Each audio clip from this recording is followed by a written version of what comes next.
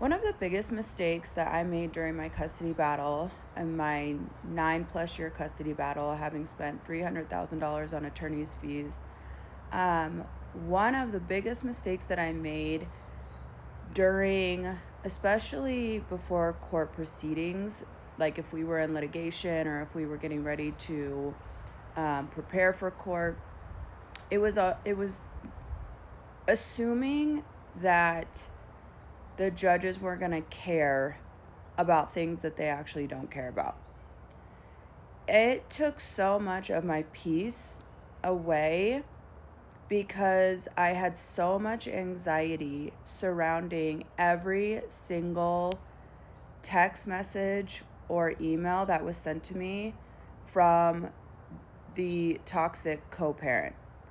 So I felt this need to respond to every single false allegation, twisted truth, made up story, complete lie.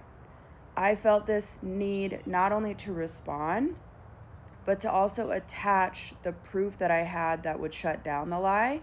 So whether that was a screenshot or, an explanation or a response with the screenshot attached or a previous conversation that I had with my ex that would prove that the false allegation was a false allegation because it was clearly in this communication thread. No matter what, I felt that it was necessary for me to respond to my ex about everything, assuming that I would also have this as documentation to show the judge. At the end of the day, you have to realize the judges are looking at, depending on how many cases they have, they're dealing with this stuff all the time. They're sick of you guys. Like, they don't even want to see the communication. The main thing that they're supposed to be focused on, and we all know that even this is a gray area, is that they're supposed to be focused on the health and well-being of the children.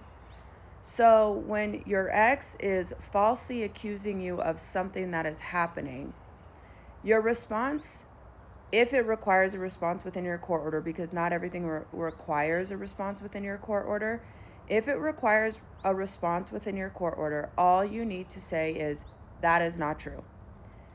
Or, that's not true. And do not continue the conversation. The judges are not going to sit and look at 50 pages of screenshotted text message proof of you shutting down every single lie and false allegation. If they have to do that, they're honestly sick of you. They're annoyed by the both of you, and your case continues to get weaker and weaker because they don't want to go through this kind of stuff. They want to understand why you are in the courtroom to begin with, what is actually going on. If the other parent is abusive, has substance abuse issues, is, not getting the child to and from school, like major issues that are impacting the child's health and well-being is what they care about. They don't care about the petty conversations back and forth, false allegations, you said this or you did this, they don't care. And assuming that they do is only going to weaken your case. Focus on your children. Try your best to not even respond to 90% of the false allegations that are going to come your way, because that is what a narcissist thrives on. They thrive on your response. It makes them feel important. It makes them feel like you care. Do not give them this. Eventually, when you are the supply to a narcissist, like addiction, they eventually go away because you're no longer giving them what they thrive on. So if you genuinely want this person to leave you alone, you have to start to master how you respond to them. If you start to respond with next to nothing, it is not only going to help give you peace in your life and help you to move on in the future, but it's also going to keep your case strong in the court system, because it's showing the courts that the issue is not between you and the ex. The issue is that your focus is on the children. and your ex is focused on you. The courts eventually see through this behavior. I always talk about, when it comes to custody cases, you're not going to be a one and done type of situation when you're dealing with a narcissist. You're not going to go to court, get things figured out, and then be done. It can be a long game, and the better you understand how the courts operate and the narcissist operates, the better your case will be. Eventually, you will start to see things change. If you need help navigating this is something that I help teach women to do, because I myself made these mistakes and spent $300,000 on lawyers. I've been in and out of the courtroom multiple times. I've had 3 different judges, and I've seen exactly what they get annoyed about and what they actually care about. And at the end of the day, they care about the larger issues. They do not care about the petty arguments that go back and forth. So for your own peace of mind, you need to start to master how to get these people to leave you alone. Focus on your kids.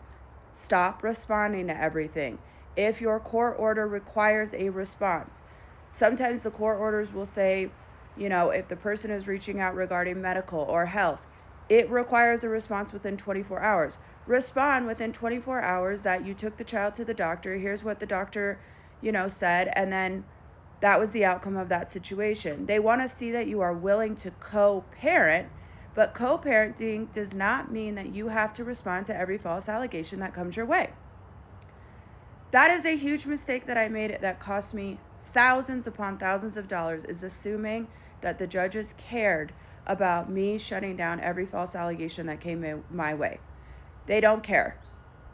At the end of the day, they care about the larger issues, and you need to keep your case strong if you are dealing with somebody in a high conflict custody battle that is a narcissist that has serious either abusive issues, psychological issues, substance abuse issues. These are the major things they care about.